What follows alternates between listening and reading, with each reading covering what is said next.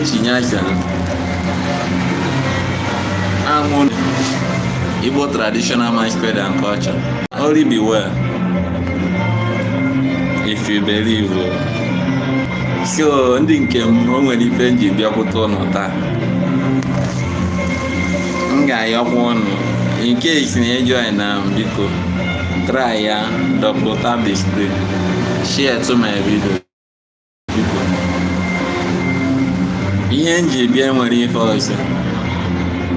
O nwere some certain things ife nghọtagasị n'ezinụlọ ndị mmadụ and ndị na-emekarị ife a bụ ụmụ nwoke like ndị nna.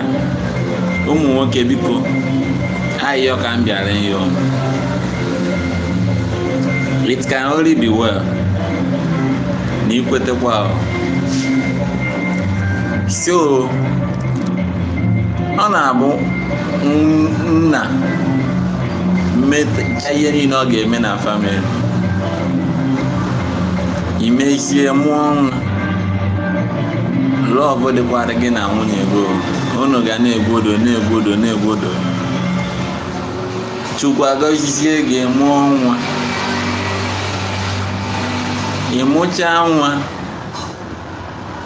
by mistakenly ife bịazie ọ na-adabachazi ọfụma ọ na-aga afa kpọrọ ya afọ ekwesịrị na ị ga-akpụ ya.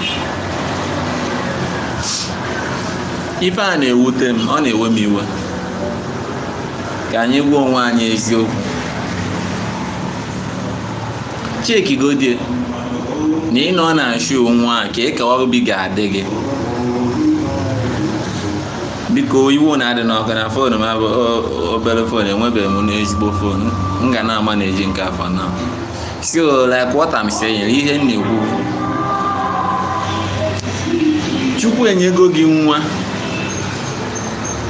nwa ahụ bata ife chenji ịdaa ugbo echi ọbịa nyekwa gị ezigbo ihe ịchọ. Why will you be calling that girl or boy bad name? Why you ga-eji na-akpọ ya ajọ nwa? Ndị nna ụnụ maka nna ajụ. Ọ na-abụ a sị na ụkwa na-adara ndị amara eri. Okay, let's assume nwa ị na-akpa ajọ nwa o ruo echi ovudo ya n'obi too. Echi ka ọ ga-esi n'ebe anya emu na-asị na ụmụaka na-alaiki ndị nne. Ụmụaka na-alaiki ndị nne abụrụkwa n'ife ọzọ. Aka ndị nne nyere ife like nwa mejọ uticha ya o jiri aka nke ọkpọtakwa ya kudie si ya nekwe n'ife ime na anya mere njiti gị ihe. So echi ka ịhapụ mmiri na ọ dịrọ mma mana nna iwolu maka ofu ihe mere gị ofu challenge or the other wee na-akpọ ya ekwensu demon evil spirit since eji mmụọ ya ka ihe kwesịrị na-adịrị m na mma, since eji mmụọ ya ka ihe niile chenji, since eji mmụọ ya ka ndị ụwa bido na-ekwu nke nwa, since eji mmụọ ya ka ihe nwa ji mee nke nwa. Nna agwa gị eziokwu, nna m nwoke ibe m asị ka ị na-asị ife a nwa abụla ajọ nwa dada amụrụ ya ka nke nwa na onwe gị ga-ahụ asị nna dada amụrụ ya ka ị ga-afụ na planet Earth. Adịghị m ekwu ihe a maka na abịa m ka m kwugharị ọnụ, but the thing afụgo m 2, 3, 4 people ihe a na-eme. I said that I will share it with my family and fans. Ka ịtụbanye okwu ọnụ ka mma na ana m aka ịtakwa. Ị nere onwe gị anya na like this, nechaa ya anya, mkpụrụ ịkụnyere n'ime nwunye gị amụpụta ya. Nwunye gị bịazie si gị bebi ka a ga-esi mee ụgwọ akwụkwọ nwa anyị nwaanyị ọ nwa anyị nwoke. Esi ya that evil child ajọ nwa isi owere ba nne ya afọ Who are you trying to impress? It can only get well na ịkwado. Ana m agwa gị na ịma life is a lesson. Ọ bụkwa na njegidere gụọ Cambridge na ịgụrụ Cambridge gụọ nke ma ịgụchaa ya nwekwara ife dị gị n'isi. Ndị nna ọnụ maka nna ajụ nke ndị nne ga-abịakwa na next life mana ndị nna biko ana m ayọ ayọ ka nna ayọ ihe ọ bụ na ụdị ife a na-eme na family gị try ya mee ife ka ọ dị mma. Ama m na m apụtabere ọfụma, I'm just an upcoming ịghọta mana abaghị na support ga-eme ebufute m. If you can support me, watch a video ebe m eme itero gwa m life is a lesson. We come to learn and we learn every day. Every day ga-eji amụ ihe adịghị amụta ya once. Nke ọ bụ na mmemme itero drop it on comment section. Only some of my videos get post in their number. You can call me or you chat me up on WhatsApp because my WhatsApp number is there. If you need it, can tap it on message. Send your WhatsApp number, I will give it to you. But here na yon, especially ndị nna malekunu si agwa nwa unu okwu. Ụwa a na-ekwu na ụmụaka laikere ndị nne, ụmụaka laikere ndị nne, anaghị alaike ndị nna. I see o. Emego m nkante ya mara na nwatakịrị ga-alaike nna in the position of egwu ya ihe a mee ihe a without na daddy ya nọrọ nso. Ọ sịghị na ọ dị possible. Akwa ife imenwu ife onye menwu can tell. Like I said, it can only be well. Ana m ayọ unu asị obido taa adịba mma ọ dịbara gboo ka anyị mara aka iji esi onwe anyị. Ndị nne ofu okwu ka m nwere ntụgbere unu. Ihe a nagode eme na family nọ. Don't give up on your child. Start with him or her. Because on that process, nwa ga-ebido feel iwe. Am I really evil? Am I that evil child that people see in the community? Otu aka ndị who am I? Aba himself o nwere ka ọ na-egide ọgụ egwu ọbịa jụọ gị mother, am I evil? Ife dere gị nwa m ebulọkwa na evil mana gịnị na ibe special package being given to me. Ebo ifeoma Chukwu nyere to the community, to the organization. So therefore my big families ana m ayọ so ka anyị hapụ nji aka anyị mebi ife. Something anyị ga-emebi anyị mebi anya asị na mmadụ ebido kpọwa village people asị ịbanye n'ime Chike ya ọfụma efo na anyị nwa ji aka anyị emebiri onwe anyị ife. Okay, ga-ewepụta ego dị otu a nnụrụ nwaanyị na ife mee fọmụnwa ha ndụrụ ife a asị nwoke mbụ mpụta bụrụ ya pụta kọrọ enyi nwoke. Ịma iwe enyi gị nwoke buru gị n'obi. Ajụjụ ka m jụrụ ịmara ihe o buru gị n'obi.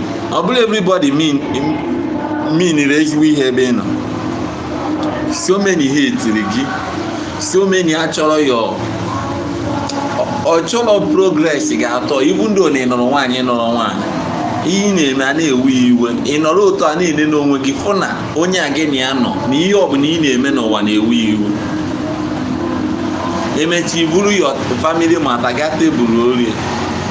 O nwere ike mgbe anyị na-etebụl ya ọ sịghị eziokwu na nwa gị ahụ na-ekwu nsi ịfọdụ adịghị na-agafe ọsịghị na ihe a ga-eme ị garụ ebe ahụ ome. My brother, asị ka ọ bụ it can only be well na ige ntị. Nna ayọ biko mind the things. Ụdị okwu mara ụdị okwu ị na-agwa nwa gị, and before ikwu okwu na-ata okwu eche. Ndị nna ana m ayọ ndị nne nke a edekwuoro unu with ụmụaka na-eto eto. Onye ọbụla nke a dịrị ya, before you say something try ya, cheki ya ugbo na-abụ icheki ihu icheki azụ before iwepụta okwu n'ọnụ. Ihe anyị na-ekwu n'ọnụ dị powerful, ọ dị powerful, ọ dị bad, dị good. Mụnwa na-akpị ya good and bad. It can only be well. Wee na-ayọkwazi unu biko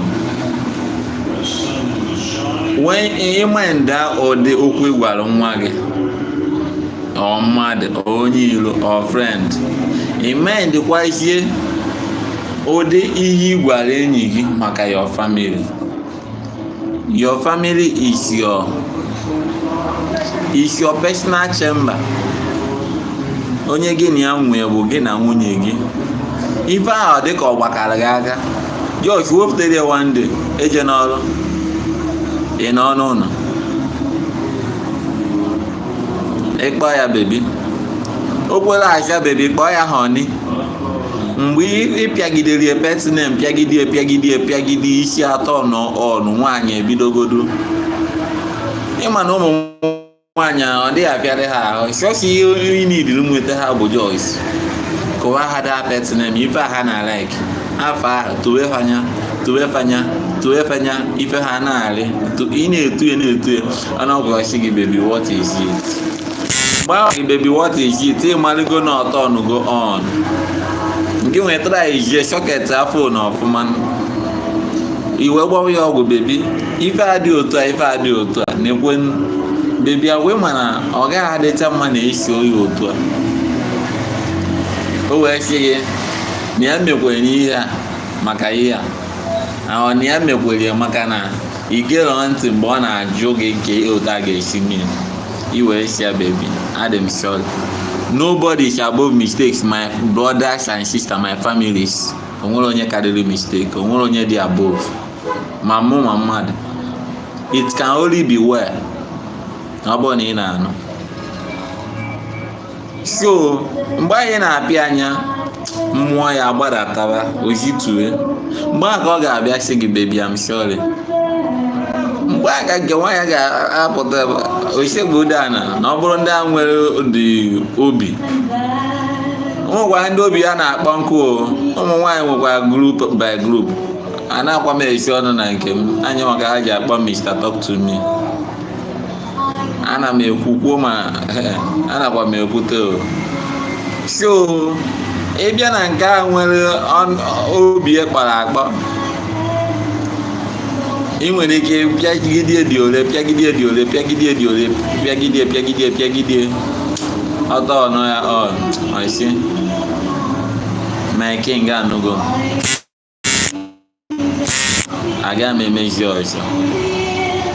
Echene mgbe o petụrara gị aga m emezi ọzọ anụgwu ya ka so I believe na nke ahụ agafego na that part na-esi ọbụ gị ịfụ na ka gị na ya si shọvụ ya n'ime ụlọ a onye ezi amamaka ya mba, ka gị na ya si rọbụ mind together n'ime ụlọ a onye ire anụrụ ya mba. So mana ọ bụrụ na ị gara buru okwu a bufụtie tebụl ori eji gị ebe ị na-aṅụ nkwụ, maka anyị nwa bụ ụmụ nwoke anyị a na-emeweka anyị ga-aṅụ nkwụ anyị buru famili anyị dọrọ ebe a tụchasịwa nwunye anyị.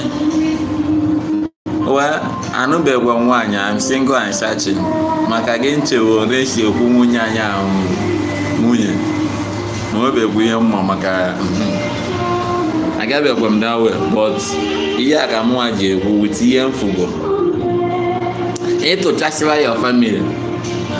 Mgbe ahụ ịtụchasịchara ya ị makwa ka family onye nke ọzọ dị, onye nke ọzọ nwere ike ọ bụrụ sọsọ garị ka ọ na-aṅụ n'abalị na-aṅụ n'ụtụtụ ịpụta ịtụchala nke gị tụchacha onwere as far as na ọ lekịrị gị first time ọ lekịrị anything ị na-eme ọ ga-enye gị something reasonable to do lada o bute ihe ga-akwasị ụnụ mgbe ahụ o tụgburie ị na-abịa onyenwa na ruo na-achị na ewinigo. So my brother, ana m ayọ unu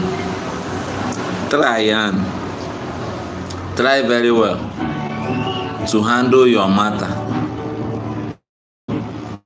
mostly family issues and affair. Unu nọkọta ọnụ unu ga-edozi ihe mmebiri n'etiti unu. No marriage, do you hear me? No marriages. Aga m akwụkwọ na amasị oyibo. O nwere ezinụlọ ibe adịlọ. It can only be well. O nwere ezinụlọ ife adịlọ. Nakwa ihe na-ebufute ife. Who no go, no go no. If you go, you go no. So, echene na nke gị dị njọ. Nke onye anyị nwere ike na-akọ ga-aka njọ. Ọ bụkwa na ị ga-ekwu agbanwe your friend ihe, mana mind the kind thing ị gwara your friend. And before you talk to friend, mara ọ dị friend ọ bụ to you. Did that friendship mean something to him? Did that friendship oyimonia ọ na-eju ya ụra ka oyimonia a na-awụ anya mmiri nke bụ na ọ ga-eche ndị ndị mmadụ ka ha mee m ife adịrọ mma. So many of us nwụrụ maka friend, maka ụdị enyi anyị na-ekiri. So many youths now ife na-egbu anyị bụ ajọ na ya hụrụ. In our next meeting anyị ka ga-atrash ya, mana before then nchezi unu echetara nke ụmụ nwaanyị will be coming in next life na-abịa. Thank you to my family. I really appreciate. Na-ekenekwa unu n'ụtụtụ, n'efe, n'abalị. Na-ekwu na ọ ga-adịrị anyị mma n'Eke, Oye, Afọ, Nkwọ, afịa n'ọnọdụ n'izu na izu. Ọ ga-adịrị anyị from Monday to Sunday. Ifeọma ga na-emere anyị. Ajọ ife agala afọ n'ata anyị. Ọ na-eme n'ihu anya na ọ na-azụ. Ọ na-eme n'azụ anya na ọ n'ihu. Ọ na-eme n'ihu na-eme n'azụ anya na ọ n'etiti. Ọ karịa ebe niile anyị efe nọ maka na gịnị anyị bụ ikuku ama n'ọnya. It can only be well. Na ikwetekwa a na-agwa ochie ntị na ahịa esi. Mana gịnị ahịrị ọma ka echi na o ji aga n'ogwu. My people, I rest my case. Have a wonderful day. And please, I'm still begging. If you watch my video, maybe make a mistake. If I do anything that you not like, anything you not like, if you not like anything I do, just tell me, or you just tag me there. Number, please, I'll give you for you to direct me. I'm still akam na asharo n'afọ biko. But I know that one day we will get there. I believe for job by next year now, this big family neighbor by weekend otu anyị eme give away ọ bụla ife ọjọọ, but ana m ayọ with one ka m ga-eji root to that level. Thank you, I appreciate.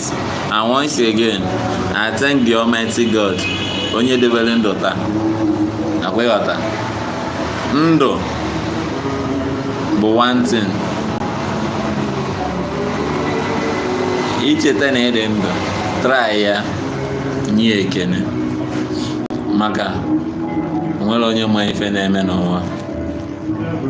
ọ bụrụ na o nyere anyị niile anya mmụọ unu ofu ihe na-eme si omene ga-asị na ya gaghị n'afọta afọtasị mana ana m ayọ biko don't forget nke onye na-efe onye omenala ịpụta ụtụtụ ụwa afụrụ Chukwu gị ọjị onye ụka ndị otu anyị ịpụta gaa kpeere Chukwu sekpere ana chinyere ya aka enu kene ya ọfụma ọ na-awakwara gị ụzọ na-aga. It can only be well if you believe. Thank you.